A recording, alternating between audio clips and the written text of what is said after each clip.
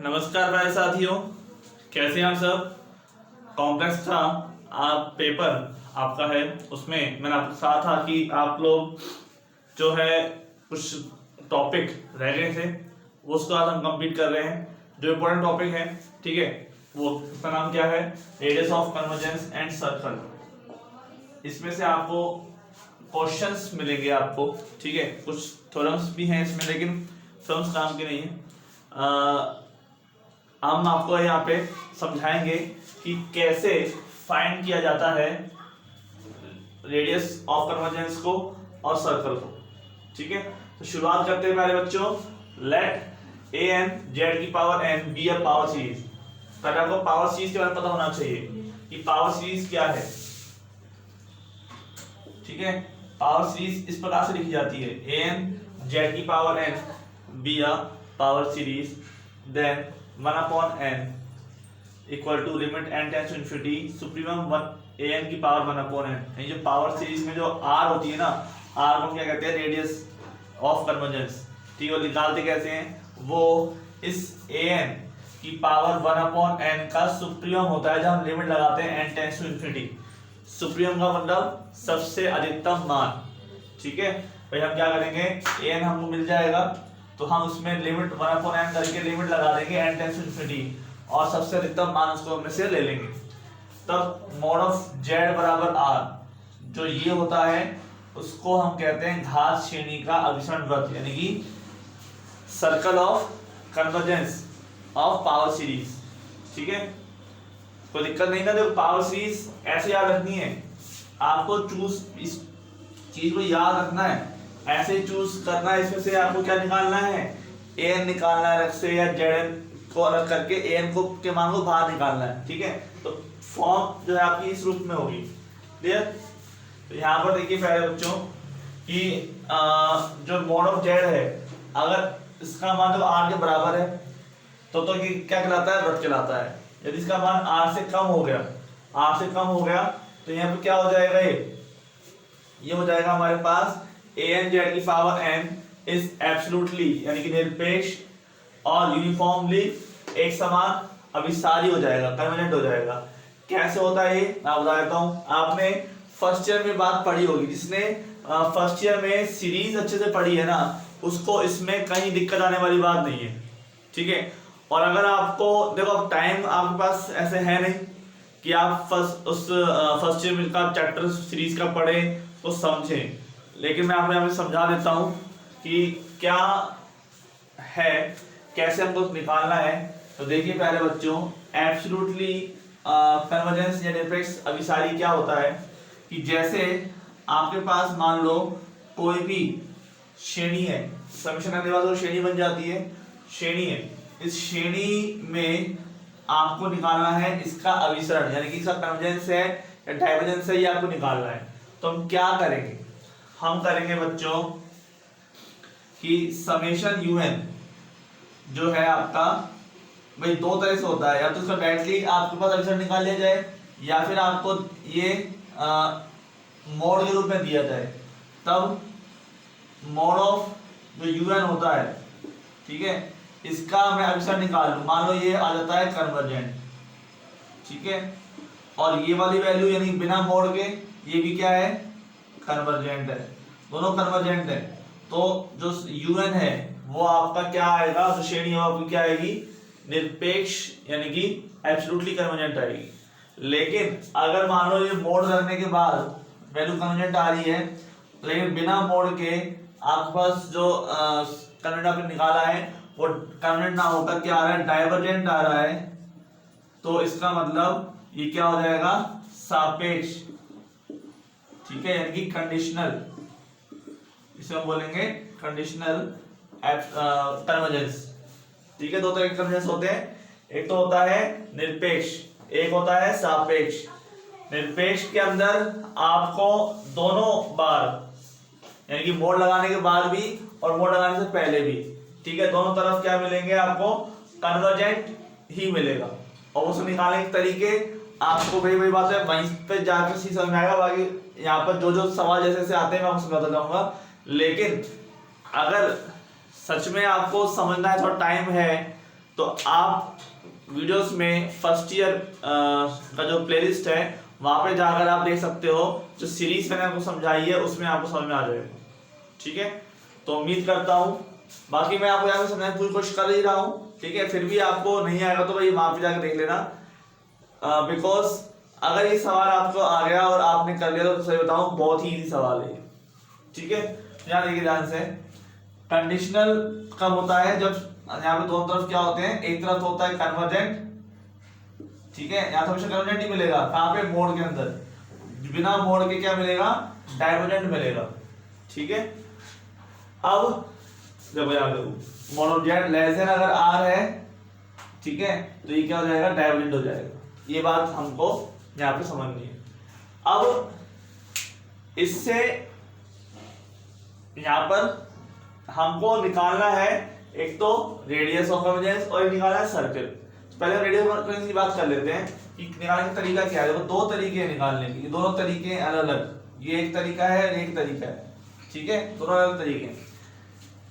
1/r equal to limit n tends to infinity mod of an की power 1/n, या फिर limit n tends to infinity an plus 1/an। ठीक है, ये दोनों तरीके एक साथ नहीं लगते, दोनों तरीके अलग अलग लगेंगे और अलग अलग तरह के सवालों पे लगेंगे। ठीक है, अलग अलग तरह के क्वेश्चंस के ऊपर लगेंगे, और ये क्वेश्चंस जो है आपके पास कैसे होंगे अभी समझा दूंगा। जैसे मान लो ये सवाल है, इसी में देख लो आप कि ये वाला कब लगेगा और ये वाला फॉर्मूला कब लगेगा। ये तो लगेगा तब जब आपको इस तरह का कोई सवाल दिया जाए, इस तरह का मतलब जब पावर होल n हो। ठीक है, आप देखो ध्यान सुनना, इसको मैंने कंपेयर किया इससे, यहाँ पर z की पावर n, तो ऐसे कैसे रह गई, जो बच गया वो क्या है, an है। ठीक है, जो बच गया वो क्या है, an है, तो an क्या हो गया, 1/n की पावर n हो गया। अब पावर n के रूप में आ रहा है तो n को हटाने के लिए हम ये वाला फॉर्मूला यूज में ले लेंगे। ठीक है, ये वाला नहीं लेंगे। अगर पावर होल n में ना हो तब हम इसको ये वाला फॉर्मूला लगाएंगे। क्यों, अगर पावर n में नहीं हो ना और आपने इसको फॉर्मूले को यूज में ले लिया तो फिर दिक्कत हो जाएगी। क्यों, पावर तो n हमने हटाने के लिए इसको यूज में लिया है, जबकि अगर इसमें ऑलरेडी n नहीं है और आपने इसको यूज में ले लिया इस वाले फॉर्मूले को, तो आपके पास 1/n पावर उसमें लग जाएगी, हटने की जगह लग जाएगी। ठीक है, ध्यान देना इस बात को। तो जब भी पावर होल n है तो हम इस वाले फॉर्मूला यूज में लेंगे। क्यों, हमें पावर जो n है इसको हटाना है। यहाँ देख लीजिए, limit n tends to infinity an की पावर 1/n। ठीक है, 1/n की पावर 1/n, तो n से n कट गया, खाली क्या रह गया, 1/n रह गया, 1/n रह गया, लिमिट लगा दी, बराबर में क्या आ गया, 0 आ गया। और 0 आ गया, किसमें बराबर 0 आया है, 1/r में आया है, तो r का मान क्या हो जाएगा, इंफिनिटी, जस्ट उल्टा। तो रेडियस ऑफ कन्वर्जेंस क्या हो जाएगा, इनफिनिटी हो जाएगा, यानी कि जो सर्कल है वो अनंत पे जाने वाला है। बात समझ में आ रही है। तो ये चीज है, अगर इस तरह का सवाल ना हो तो अभी वो सवाल करेंगे हम, उसमें जरा काम में आ जाएगा। बस सिंपल तरीके दोनों काम में ले लेंगे। ठीक है, क्लियर हो गई बात। तो चलते हैं आगे, तो नोट कर लीजिए।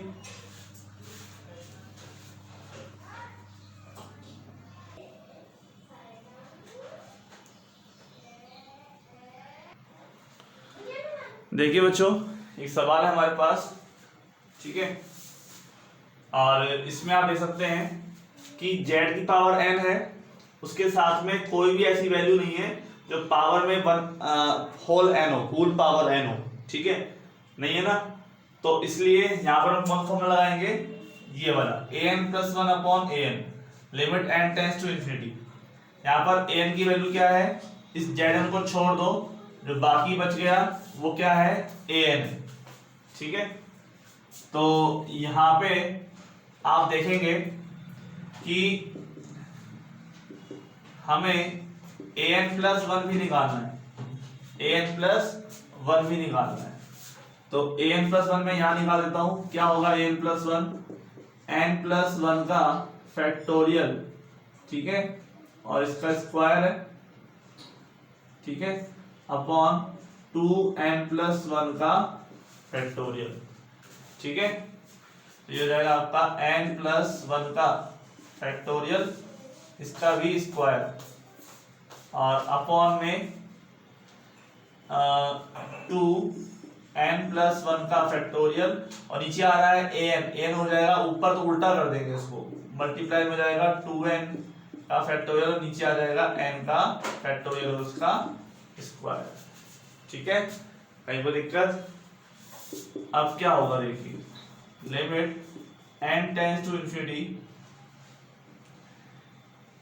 इसको फैक्टोरियल को हटाने का एक तरीका होता है हमारे पास कि आप इसको ओपन कर लीजिए, इसके टर्म्स, जैसे मान लो n प्लस वन का फैक्टोरियल है और ये है, इसको स्क्वायर को हटाने के लिए हमें क्या करना पड़ेगा, जैसे n प्लस वन का फैक्टोरियल है, ठीक है, इसको हम क्या कह सकते हैं n प्लस वन और फिर साथ में n फैक्टोरियल। क्यों? जैसे 5 का फैक्टोरियल होता है मान लो, तो हम क्या लिखते हैं 5 गुणा 4 का फैक्टोरियल, एक कम करके लिखते हैं ना, ऐसे ही n प्लस वन के फैक्टोरियल को हम क्या लिखेंगे n प्लस वन और फिर इससे कम करके यानी कि n का फैक्टोरियल। ठीक है, यहाँ पे हो जाएगा n plus one n factorial और ये स्क्वायर में, ठीक है, और यहाँ आ जाएगा 2n, अब देखो 2n का फैक्टोरियल है यहाँ पे और नीचे 2n प्लस वन का फैक्टोरियल और n का फैक्टोरियल का स्क्वायर, तो n का फैक्टोरियल का स्क्वायर कट जाएगा यहाँ से, ठीक है, स्क्वायर आ जाएगा खाली इसके ऊपर।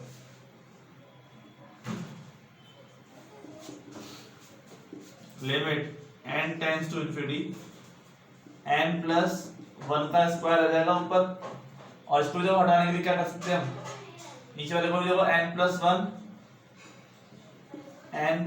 वन और n का फैक्टोरियल लगा दो, ठीक है, तो ये 2n फैक्टोरियल तो कट जाएगा, खाली रह जाएगा यहाँ पे नीचे n plus one,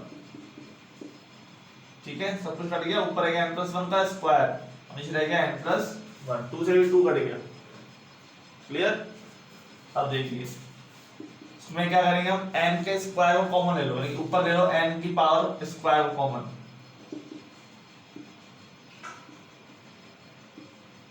n square common आ गया, यहाँ रह गया 1 प्लस वन अपॉन n का स्क्वायर और नीचे रह गया n कॉमन लाकर 1 प्लस वन अपॉन n, ठीक है, n से n कैंसिल, क्लियर। यहाँ पर क्या हो जाएगा n 1 प्लस, अब देखो हमें लगानी लिमिट, ठीक है, फिर मैं यहाँ पर नोट कर लो, फिर लिमिट लगाते हैं। यहाँ पर हम एक चीज और कर लेते हैं, इससे क्या सवाल थोड़ा और इजी हो जाएगा, मैं वो चीज बताता हूँ क्या करना है। यहाँ पर इसको मैं मिटाता हूँ, ठीक है, हमें जैसे 2n प्लस वन लिखा था ना, यहाँ पर हमें 2n प्लस वन का फैक्टोरियल की जगह क्या लिखना है, हमें यहाँ पे देखो 2n plus one 2n plus two हो जाएगा जब अंदर मल्टीप्लाई होगा, तो 2n प्लस टू को रखेंगे तो 2n प्लस टू का फैक्टोरियल 2n प्लस वन और 2n का फैक्टोरियल, ऐसे हो जाएगा, ठीक है, ये थोड़ा सा आप ध्यान रखना है, अभी कट जाएगा इससे, ठीक है। देखो 2n प्लस वन यानी कि 2n प्लस टू का फैक्टोरियल, ये तो हो गया, क्लियर।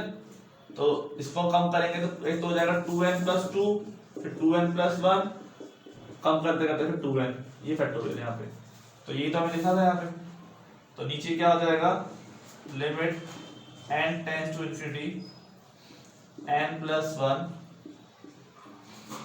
ऊपर रह जाएगा, ठीक है, का स्क्वायर, ठीक है, और नीचे हो जाएगा आपके पास 2 2 जा 4 n स्क्वायर कॉमन आ जाएगा, ठीक है भाई, 2 यहाँ से कॉमन आ गया, 2 यहाँ से कॉमन आ गया, 4n स्क्वायर हो गया, n कॉमन आ गया, यहाँ हो जाएगा 2n कॉमन आने पर 1 प्लस वन अपॉन n, यहाँ हो जाएगा 1 प्लस वन अपॉन 2n, ठीक है भाई, तो कट चुके हैं, और यहाँ पर हम सॉल्व कर लेते हैं इसको, ऊपर हो जाएगा common n square 1 plus one upon n का square, 4n square, n square cancel, 1 plus one upon n, 1 plus one upon 2n।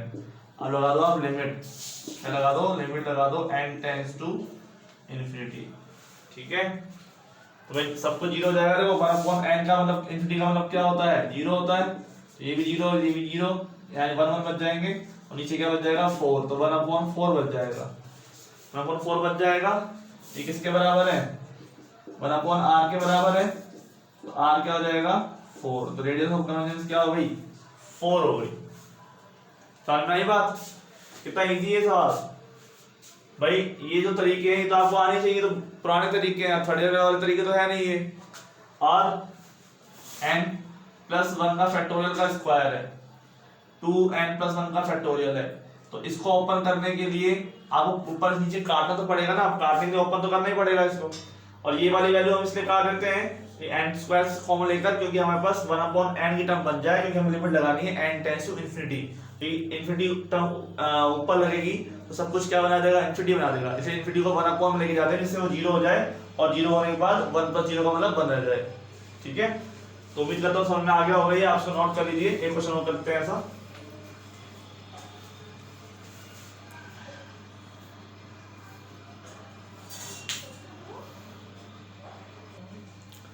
ठीक है, तो ये सवाल देखिए आप, इस क्वेश्चन में आपको क्या काम करना है, वही है, अगर z की पावर n ऊपर है, नीचे 2n+1 है, तो आप तो कंपेयर कर लीजिए ये an z की पावर n से, ये पावर सीरीज है, z की पावर n को छोड़कर जो बच गया पार्ट वो क्या है an है, तो an क्या बच गया 1/2 की पावर n+1 बच गया। ठीक है, समझ में आ गई बात। तो यहाँ पर हम क्या करते हैं, अगर वो पावर इसको होल n में समझो, होल n का मतलब होता है ऐसे, तब लगता है 1/n वाला फॉर्मूला। ठीक है, यहाँ पर 1/n वाला फॉर्मूला लगेगा, वही लगेगा जो हमने अभी लगाया था। ठीक है, तो यहाँ पर an+1/n फॉर्मूला को लिख लिया करो, इससे क्या याद रहेगा आपको, limit n tends to infinity और 1/r के बराबर है।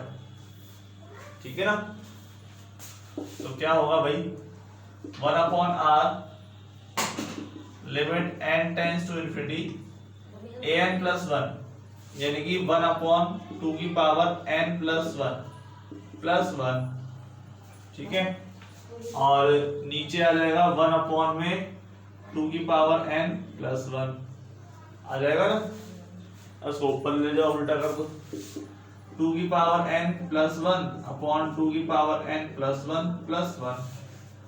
अब 2 की पावर n को ले लो कॉमन, तो 2 की पावर n और यहाँ रहेगा 1+1/2 की पावर n रहेगा कि नहीं। ठीक है, कॉमन लेना तो आता है ना अपन को, ऐसा तो भी गए कुछ नहीं है अपन लोग। ठीक है, 2 की पावर n यहाँ ले लो कॉमन, 2 की पावर n यहाँ पे कॉमन लोगे तो क्या बचेगा 2 बच जाएगा, क्योंकि भाई 2 की पावर n+1 का मतलब क्या होता है 2 की पावर n इंटू 2। ठीक है, यहाँ जाएगा बस 2 प्लस 1/2 की पावर n, ये इससे हो जाएगा कैंसिल, यहाँ लगेगी अभी limit n tends to infinity. ठीक है, अब लगा दो लिमिट। अब बताओ कि 2 की पावर इन्फिनिटी क्या होता है, 2 की पावर इन्फिनिटी ये भी इन्फिनिटी होता है, क्योंकि एक से ऊपर आपके पास जितनी भी वैल्यू हो उसकी पावर अगर इन्फिनिटी लगाऊं तो इन्फिनिटी में ही जाता है कि नहीं। इस पर एक लेक्चर वीडियो भी मैं आपको दिखा दूंगा कि कब वैल्यू इन्फिनिटी पर जाती है, कब 0 पे जाती है। भाई 2 की पावर 2 4, 2 की पावर 3 8, 2 की पावर 4 16, तो ऐसे करते करते इन्फिनिटी पे जाएगा तो वैल्यू बढ़ती जा रही है और बढ़ती ही जाएगी आगे, तो इन्फिनिटी पे जाएगा। ठीक है, तो लिमिट लगा दोगे तो जाएगा 1+1/इन्फिनिटी और 2+1/इन्फिनिटी, तो ये हो जाएगा 1/2, ये 0 हो गया तो 1/2 बच जाएगा, तो 1/r क्या बचा है 1/2 बचा है, तो मतलब r क्या बचेगा 2। तो रेडियस ऑफ कन्वर्जेंस क्या हो गया हमारे पास r बराबर 2 हो गया। ठीक है, अब इसका जो अगले वाले लेक्चर में, यहाँ तक तो आपके को समझ में आ गया होगा। नेक्स्ट लेक्चर में अभी हम इसका रीजन पढ़ेंगे, रीजन मतलब वो रीजन कारण नहीं, क्षेत्र REGION, रीजन ऑफ कन्वर्जेंस है ना, ये वो पढ़ेंगे, इस पर भी सवाल आ जाते हैं। तो उम्मीद करता हूँ आपको समझ में आ गया होगा। बाकी आपके बुक में और भी बहुत सारे क्वेश्चन हैं जिसको आपको इसको करना है। ठीक है, उम्मीद करता हूँ आप करेंगे, पढ़ेंगे। Thank you so much. मिलते हैं फिर, धन्यवाद।